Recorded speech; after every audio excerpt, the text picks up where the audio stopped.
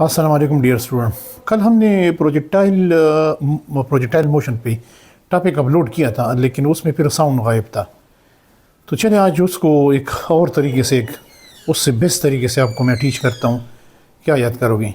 तो let's again, हमारे पास जो ये इस फर्स्ट ईयर का, यकीन करें इस फर्स्ट ईयर का सबसे मेन टॉपिक है प्रोजेक्टाइल मोशन।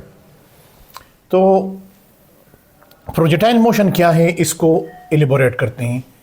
स्टूडेंट ये सुने, प्रोजेक्टाइल हर उस चीज़ को कहते हैं जिसको आप हवा में फेंकते हैं और वो अपना मोशन परफॉर्म करता है under the action of what? Gravity.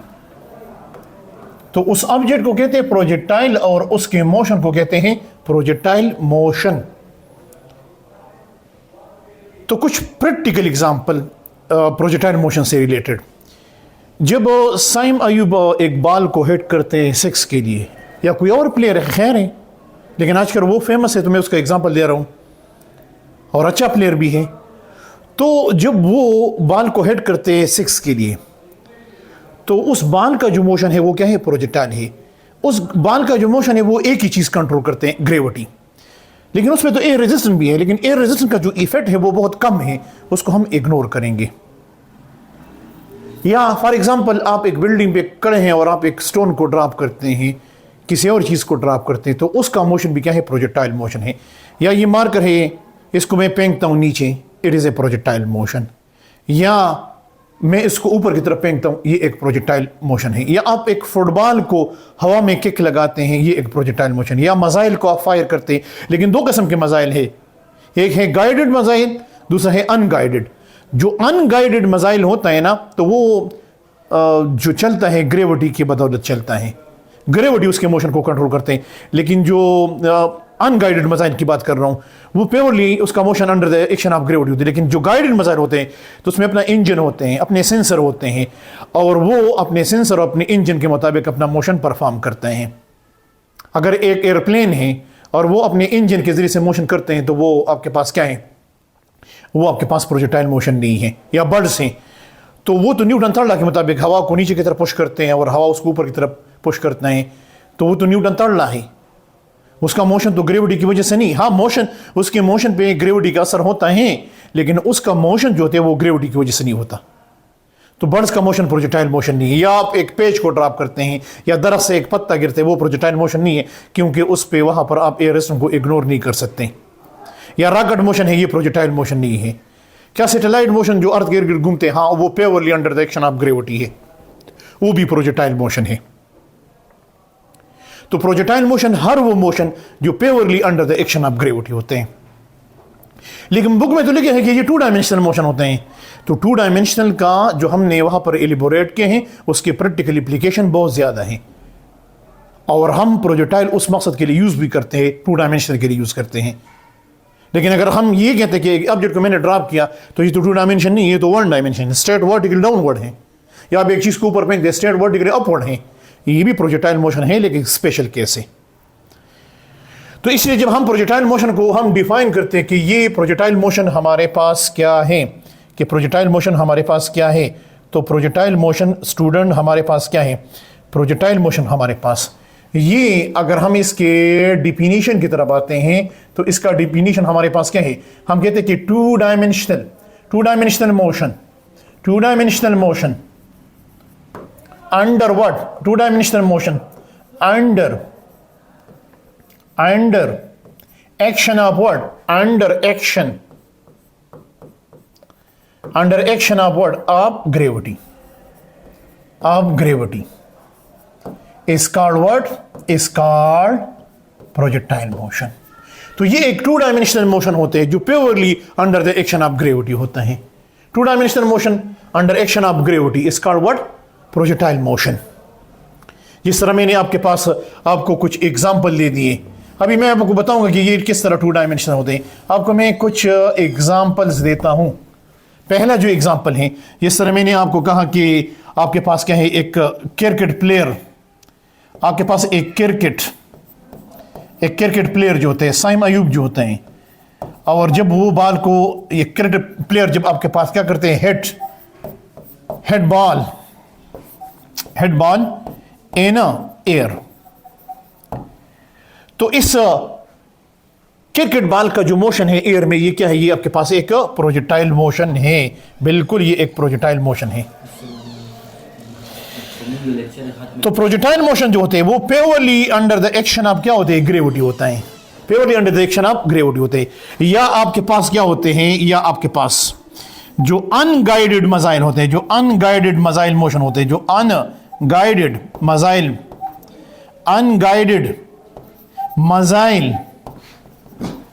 Missile motion जो होते हैं, अनगाइडेड मजाइल मोशन जो होते हैं, वो भी आपके पास क्या होते हैं? प्रोजेक्टाइल मोशन होते हैं। किसी भी एक चीज को जब आप हवा में अनगाइडेड मजाइल का मोशन जो होते हैं वो क्या है? वो प्रोजेक्टाइल मोशन होता है। इसको हम इसके और भी बहुत से एग्जांपल आपके पास आ जाएंगे, लेकिन इसको हम 2 डायमेंशनल मोशन क्यों कहते हैं? पॉइंट को समझने की कोशिश करें। वाई और ये है एक्स। तो प्रोजेक्टाइल मोशन में object at A time x में भी जाएगा और वाई में भी जाएगा। तो ये प्रोजेक्टाइल ऊपर भी जा रहे हैं और एक्स डायरेक्शन भी जा रहे हैं। That's why we call it what? 2 dimensional motion.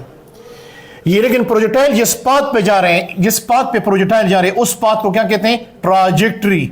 Path of projectile is called trajectory. इसको हम कहते हैं ट्राजेक्टरी। लेकिन इस शेप को क्या कहते हैं? ये जो शेप बन गया, इस ट्राजेक्टरी का जो शेप बन गया, इस शेप को कहते हैं व्हाट? पैराबोला। क्या कहते हैं? पैराबोला।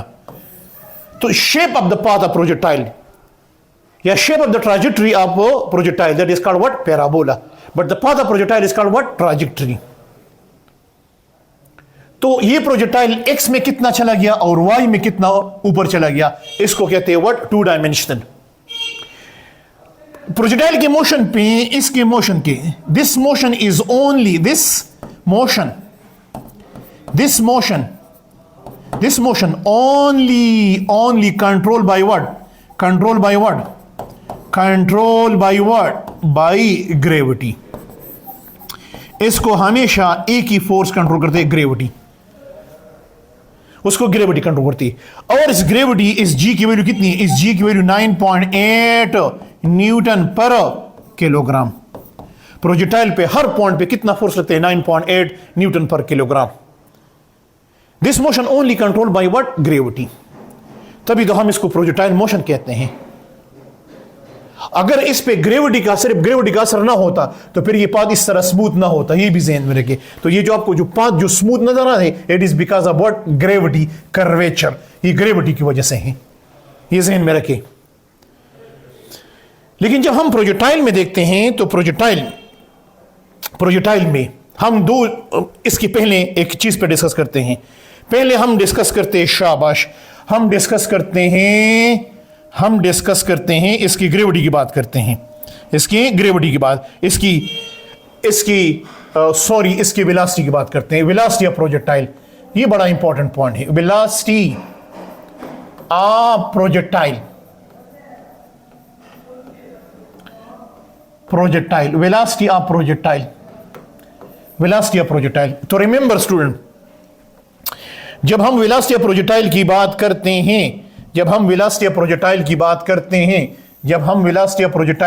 करते हैं, ये है एक्स और ये है Y.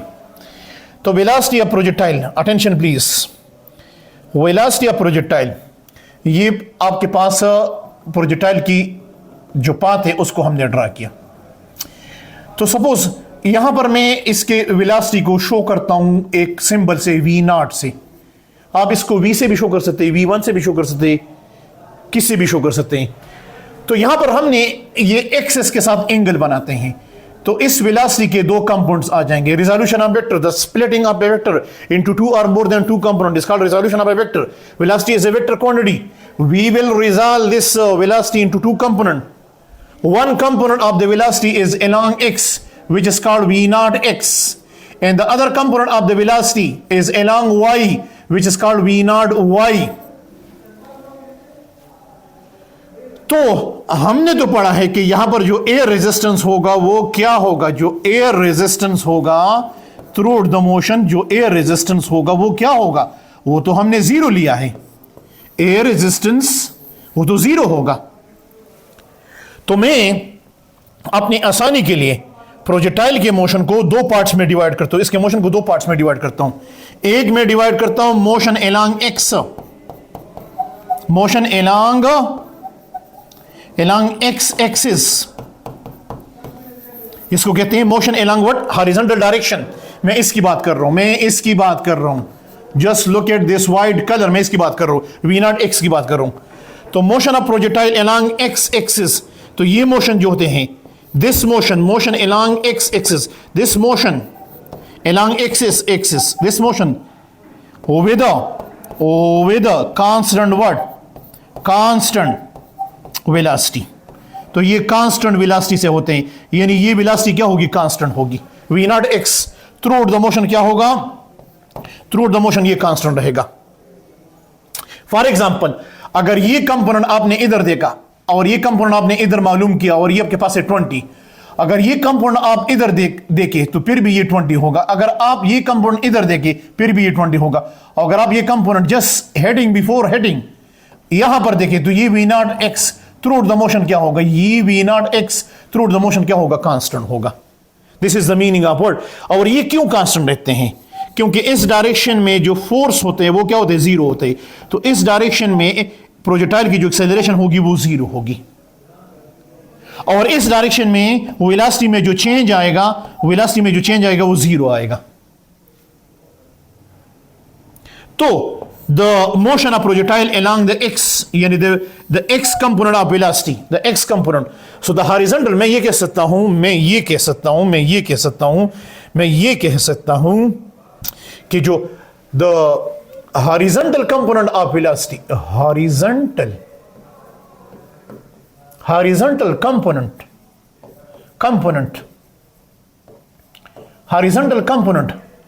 Of velocity, that is what, that is v naught x, is constant throughout what, throughout motion, यानी जब तक ये जमीन पे नहीं आता ये कंपोनेंट क्या होगा, ये कंपोनेंट आपके पास कांस्टेंट होगा। So horizontal component of velocity v naught x is constant throughout the motion, तो ये कांस्टेंट रहेगा। तो ये कहता तो क्लोज हो गया। और ये v naught x किसके बराबर होगा, ये v naught x बराबर होगा v naught cos थीटा के बराबर होगा। ये v naught इसके बराबर हो, इसकी वैल्यू इसके बराबर होगी। It depend upon the angle, next point हम बात करते हैं कि vertical motion of projectile, vertical motion of projectile, यानी जब ये ऊपर जा रहे हैं उसकी मोशन की बात करें, क्योंकि प्रोजेक्टाइल मोशन तो 2 डायमेंशनल है। तो एक्स डायरेक्शन में ये जो मोशन कर रहे हैं विद कांस्टेंट वेलोसिटी, लेकिन वर्टिकल डायरेक्शन में ये जो मोशन कर रहे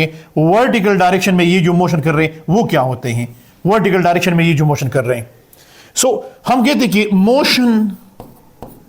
motion along y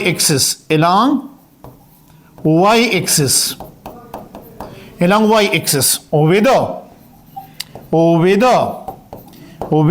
variable what, variable velocity,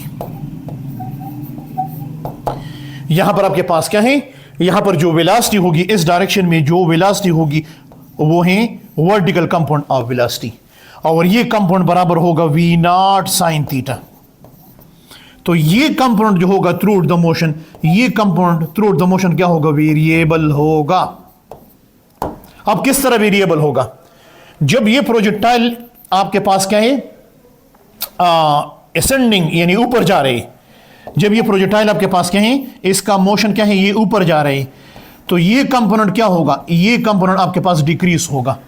और जैसे ही ये प्रोजेक्टाइल टॉप पे या सिमिट पॉइंट पे पहुंच जाते हैं तो एग्जैक्टली ये कंपोनेंट क्या होगा, 0 के बराबर हो जाएगा at the top, at the summit point, at the summit point, at the summit point, at the summit point, at the summit point, at the summit point, at the summit point at the top, at the summit point, at the summit point, summit point.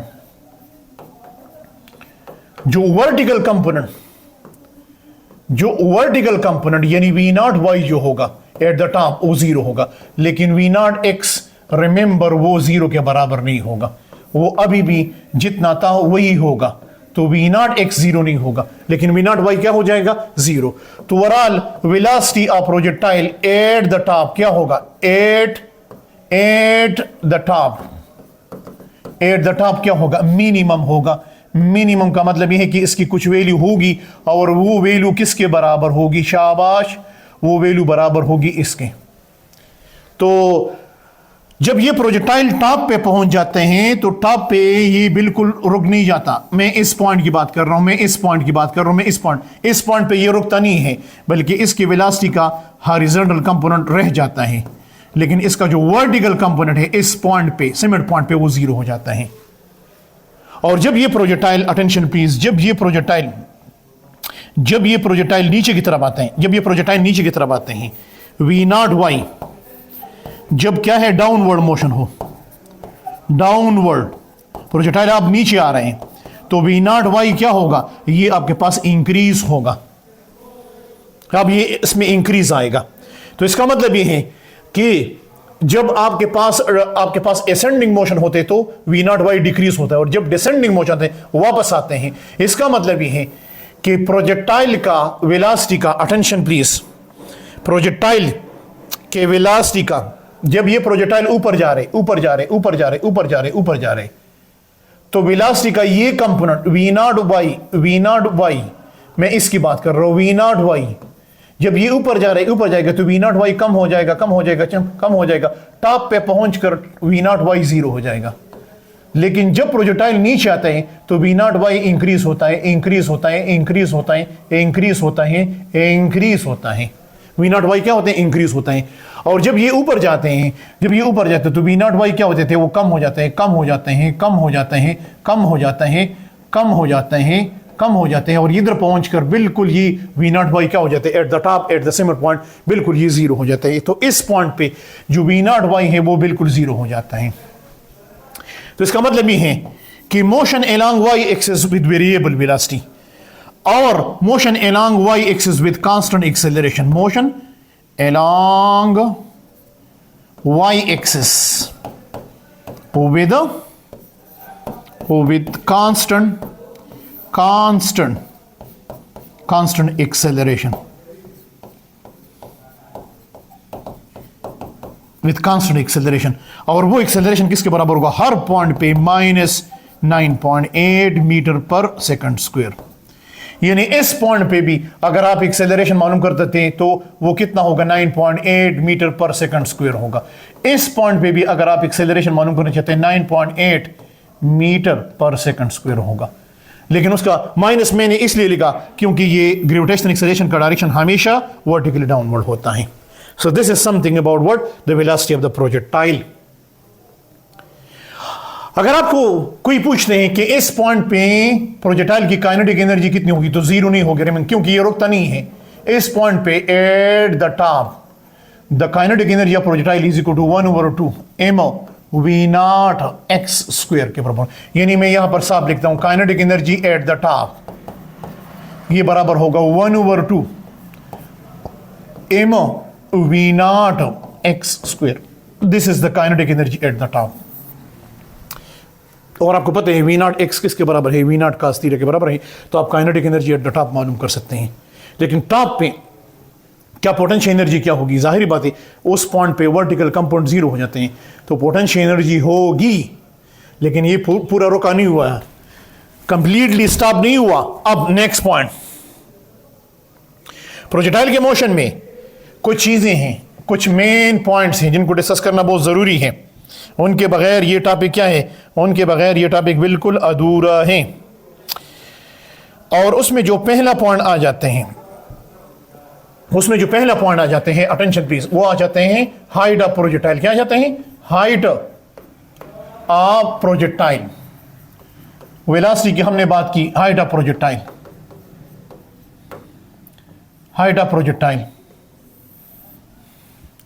Height of projectile.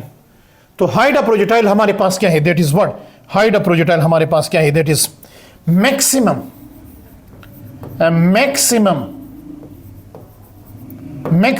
Vertical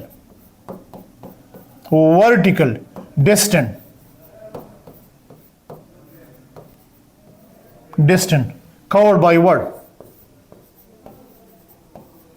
covered by projectile is called height of projectile। कि ये projectile, look at the diagram, कि ये projectile maximum कितने height पे जाएगा। इस diagram के मुताबिक ये मैक्सिमम इतना गया है, फिर उसके बाद ये नीचे आते हैं, विच is called height of projectile. तो प्रोजेक्टाइल जो ऊपर जाते हैं वो किसकी वजह से जाते हैं, तो वेलोसिटी के तो दो कंपोनेंट हैं। एक वेलोसिटी का ये कंपोनेंट है along x axis v naught y. तो इस वी नॉट वाई के दो कंपोनेंट हैं, एक इनिशियल है और दूसरा है फाइनल। तो फाइनल वर्टिकल कंपोनेंट तो यहां पर क्या हो जाते हैं, वो तो जीरो हो जाते हैं। लेकिन इनिशियल वर्टिकल कंपोनेंट वो तो जीरो नहीं है, it is not equal to zero. तो अगर आप हाइट को मालूम करना चाहते हैं, बहुत आसान है, आप यूज कर सकते हैं, शाबाश, use what, third equation of motion, third equation आप यूज करें, इंशाअल्लाह आपके पास हाइट आ जाएगा। तो थर्ड इक्वेशन किसके बराबर है, 2gh, मैं माइनस यहां पर लगाता हूं because of gravity g, height, और ये बराबर है vf square, vf final vertical component minus vi initial vertical component. तो फाइनल वर्टिकल कंपोनेंट तो यहां पर जीरो हो जाते हैं, हाइट तो हम यहां से लेते हैं, तो फाइनल वर्टिकल कंपोनेंट तो ये जीरो हो जाते हैं। तो ये फैक्टर जो है ये तो जुड़ा हो जाता है, ये तो खत्म हो जाते हैं, ये कंपोनेंट तो जीरो हो जाते हैं, और हमारे पास आ जाते हैं -2gh is equal to minus vi initial vertical component, minus के साथ खत्म हो जाएगा, ये स्टूडेंट स्क्वायर है, इससे h मालूम करते हैं, h is equal to that is vi square divide by what 2g, और ये बराबर है, ये असल में बराबर है v not y square divide by what 2g, और v नॉट y बराबर है v नॉट साइन थीटा, इसके ऊपर स्क्वायर लगाते हैं जी। अब यहां पर आपका फिजिक्स स्टार्ट हो जाते हैं कि हाइट ऑफ प्रोजेक्टाइल डिपेंड करते हैं किस चीज पे, इनिशियल वेलोसिटी पे। The height of projectile depend upon the angle of projection, कि आपने इसको किस एंगल से फेंका है, point number 1, point number 2, point number 3। Height of projectile depend upon what, the gravity.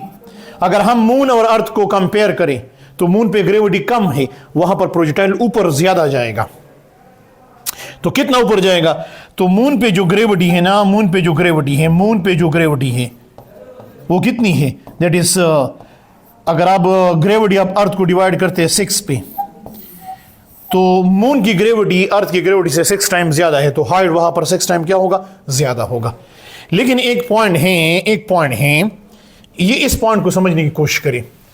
अगर आप फॉर एग्जांपल इसको समझने की,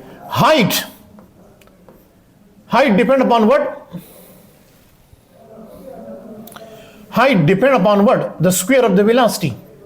इसका क्या मतलब है, इसका मतलब ये है कि अगर हम वेलोसिटी को डबल करें तो हाइट पे क्या असर पड़ेगा, तो जो हाइट हो जाएगा यहां पर स्क्वायर में है, अगर 2v0 का आप स्क्वायर लेते तो हाइट हो जाएगा 4 टाइम्स। इधर अगर आप वेलोसिटी को 3 टाइम्स करें तो हाइट हो जाएगा, हाइट कितना हो जाएगा, हाइट आपके पास हो जाएगा व्हाट, 3 टाइम्स। रिमेंबर, ये ज़हन में रखें। सो हाइट ये एच जो है ये आपके पास एक्चुअली किस पे डिपेंड करते हैं, एक्चुअली वेलोसिटी की बात करो, actually depends on what, depends on vertical component of velocity, vertical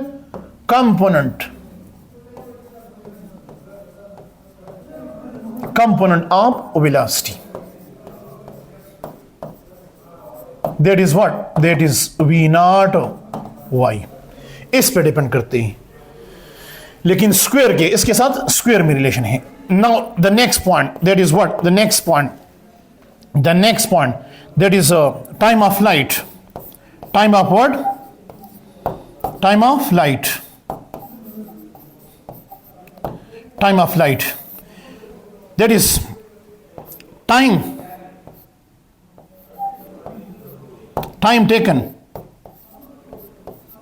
taken by projectile what? Projectile in air is called what? Is called time of flight. कि time taken by projectile in air is called what? Time of flight. कि ये projectile हवा में कितना time लेता है, यहां से स्टार्ट हुआ है, वापस इसी ग्राउंड पे पहुंचने के लिए ये कितना टाइम लेगा, which is called time of projectile. तो time of projectile, time of flight of projectile को मालूम करने के लिए हम क्या यूज करते हैं? शाबाश, यूज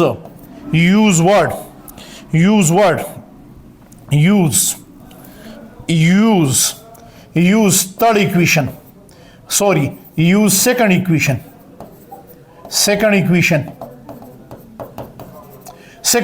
को यूज करें.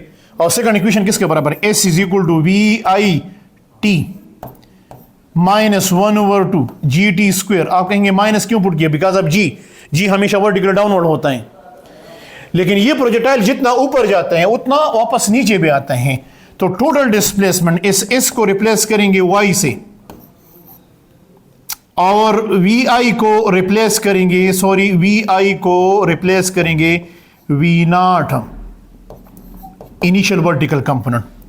T को रिप्लेस करेंगे किससे? कैपिटल T से. लेकिन ये प्रोजेक्टाइल जितना ऊपर जाते हैं, जितना अगर 10 मीटर ऊपर गया तो 10 मीटर वापस आ गया, तो total displacement in the vertical direction कितना हो गया? 0. So just replace S by what? Y. V0 capital T -1/2 G capital T square. ये लेकिन टोटल डिस्प्लेसमेंट जितना ये ऊपर जाते हैं उतने नीचे भी आता है. So total displacement in the vertical direction is 0. So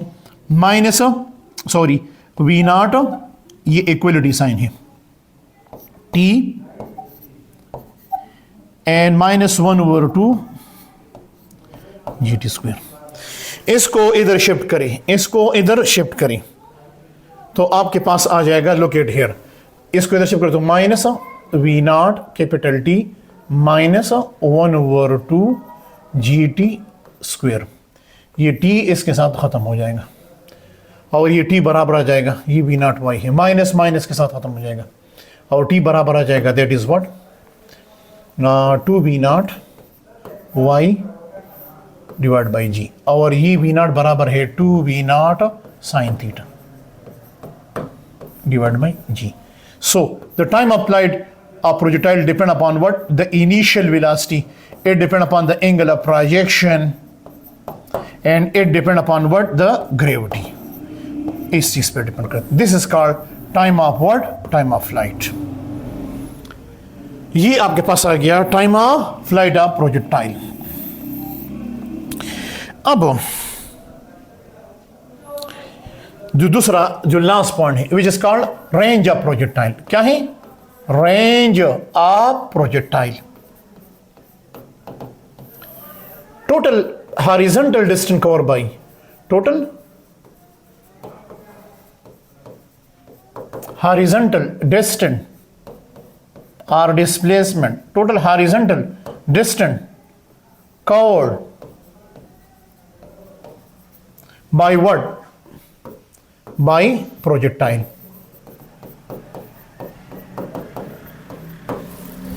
By projectile is called range of projectile.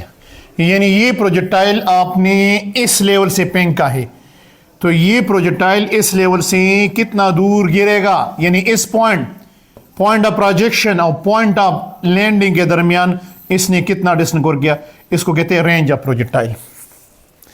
अब आगे देते हैं कि रेंज ऑफ प्रोजेक्टाइल किस चीज पर डिपेंड करते हैं. रेंज ऑफ प्रोजेक्टाइल को मालूम करने के लिए ये इक्वेशन यूज करें, S is equal to VT. V की जगह यूज करेंगे V0 X और T की जगह यूज करेंगे capital T, total time of flight. अब इसको रिप्लेस करें R से, यानी हैंड्स देता हूं, इस रिप्लेस हो गया R से, तो R बराबर आ जाएगा R is equal to what? V0 X T.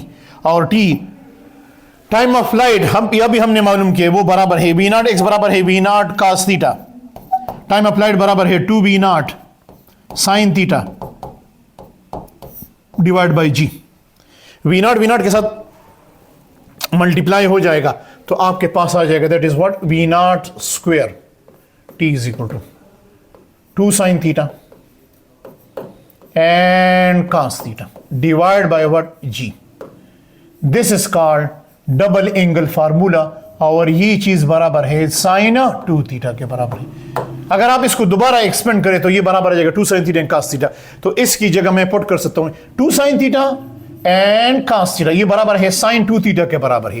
तो t बराबर आ जाएगा V0 square sin 2 theta and divide by what, G. It is called it is called what, range of projectile. It is called range of projectile. ये आपके पास आ गया range of projectile बराबर आ गया, this is called range of projectile. तो range of projectile कब maximum होगा, range कब मैक्सिमम होगा, रेंज ये कब मैक्सिमम होगा, ये कब मैक्सिमम होगा, if sin 2 थीटा किसके बराबर है, अगर sin 2 थीटा 1 के बराबर आ गया, ये किस तरह 1 के बराबर, ये आपको अभी क्लियर हो जाएगा। तो अगर ये 1 के बराबर आ गया तो मैक्सिमम रेंज बराबर आ जाएगा, मैक्सिमम रेंज बराबर आ जाएगा, that is what, V0 square divide bye G. This is called maximum formula for maximum range. लेकिन ये किस तरह 1 के बराबर है, अभी मैं आपको क्लियर करता हूं। Sine 2 theta is equal to 1, इधर से मैं 2 थीटा मालूम करता हूं, साइन को इधर शिफ्ट करता हूं, sine inverse 1 2 theta, sine inverse जो है ना, साइन इनवर्स 1 साइन 91 के बराबर है। तो साइन इनवर्स 1 किसके बराबर हो जाए, 90 डिग्री। यहां से थीटा मालूम करें, दोनों साइड को 2 पे डिवाइड करें, तो जब आप 90 को किस पे डिवाइड करते हैं, 2 पे, तो कितना आ जाता है, 45 डिग्री। इसका मतलब ये है कि जब एंगल आपके पास क्या है, 45 डिग्री हो तो रेंज क्या होते हैं, मैक्सिमम। तो रेंज किस एंगल पे मैक्सिमम होते हैं, रेंज किस एंगल पे, रेंज मैक्सिमम एट 45 डिग्री। जब आप प्रोजेक्टाइल को फेंकते हैं किस एंगल से, जब आप प्रोजेक्टाइल को फेंकते हैं 45 डिग्री से। अगर आप प्रोजेक्टाइल को 45 डिग्री से फेंकते हैं तो फिर इसका ये बहुत दूर गिरेगा, फिर इसका रेंज क्या होगा, मैक्सिमम होगा। तो क्या इससे अगर हम ज्यादा एंगल पे फेंकेंगे तो फिर हाइट ज्यादा हो जाएगी लेकिन रेंज कम हो जाएगा। तो मैं ये कहता हूं कि 0 से 45 तक रेंज ज्यादा हो जाते लेकिन 45 पे बिल्कुल मैक्सिमम होता है, और 45 से आगे रेंज फिर मैक्सिमम नहीं होगा, वो मिनिमम में काउंट होगा। तो ये प्रोजेक्टाइल को अगर आप दूर फेंकना चाहते हैं कि ये दूर आपसे गिरे तो इसको 45 डिग्री पे इस तरह फेंकें तो फिर आपके पास क्या, ये बहुत दूर गिरेगा आपके पास। मतलब अगर आप फायरिंग करते हैं ना और आप उसको 45 डिग्री से इस तरह पकड़ते हैं और फिर फायरिंग करते हैं तो ये गोली जो है बहुत दूर गिरेगी आपके पास, सही है। तो फिर ये गोली आपके पास क्या है, बहुत दूर गिरेगी। आप अगर मिसाइल को फायर करते हो और आप कहते हैं कि इस मिसाइल का रेंज ज्यादा हो जाता है, उसको 45 डिग्री पे रखे, फिर ये बहुत दूर गिरेगा, इसका रेंज बहुत ज्यादा हो जाएगा। It will cover maximum horizontal distance, it will cover maximum horizontal distance. तो जब रेंज मैक्सिमम होते हैं, जब रेंज 45 डिग्री होते हैं ना, तो आपको एक एमसीक्यू ट्रिक बताता हूं, आपको एक एमसीक्यू ट्रिक बताता हूं। एक एमसीक्यू ट्रिक है, जब आपके पास क्या है, थीटा 45 डिग्री हो, तो रिमेंबर फिर आपके पास रेंज क्या होते हैं, ये हमेशा बराबर होते हैं 4 टाइम आप हाइट के बराबर होते हैं। लेकिन ये इक्वेशन आप तब यूज करते हैं जब एंगल क्या हो, 45 हो। ये पहला एमसीक्यूज है कि रेंज और हाइट के दरमियान, रेंज इज 4 टाइम्स अब हाइट व्हेन एंगल इज 45। लेकिन रेंज हाइट के बराबर हो सकते हैं, यस, रेंज हाइट के बराबर हो सकते हैं, लेकिन ये कब, जब एंगल क्या हो, 76 डिग्री हो। तो फिर रेंज, जितना ये प्रोजेक्टाइल ऊपर जाते हैं उतना ये हॉरिजॉन्टल, अगर ऊपर गया है 50 मीटर, आपने उसको फेंका है 76 डिग्री पे, तो अगर ऊपर ये 50 मीटर गया है तो नीचे ग्राउंड पे भी ये 50 मीटर दूर गिरेगा आपसे। ये मैं आपको एक स्पेसिफिक एग्जांपल देता हूं।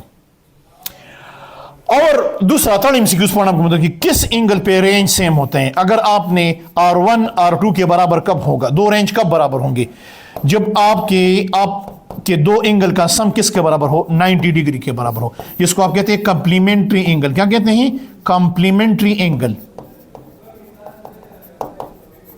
कंप्लीमेंट्री एंगल्स, तो अगर दो एंगल्स का सम किसके बराबर है, अगर दो एंगल का सम 90 के बराबर है तो फिर इस पे रेंज क्या होगा, सेम होगा। लेकिन keeping the speed constant. For example, एक प्रोजेक्टाइल को आपने फेंका कितने एंगल से? एक प्रोजेक्टाइल को आपने फेंका कितने? एक प्रोजेक्टाइल को, ये रेड वाला, इसको आपने फेंका कितने? फॉर एग्जांपल इसको आपने फेंका 30 डिग्री से। और आप ये चाहते कि दूसरा प्रोजेक्टाइल भी मैं इस तरह फेंकूं कि वो सेम पॉइंट को हिट करे।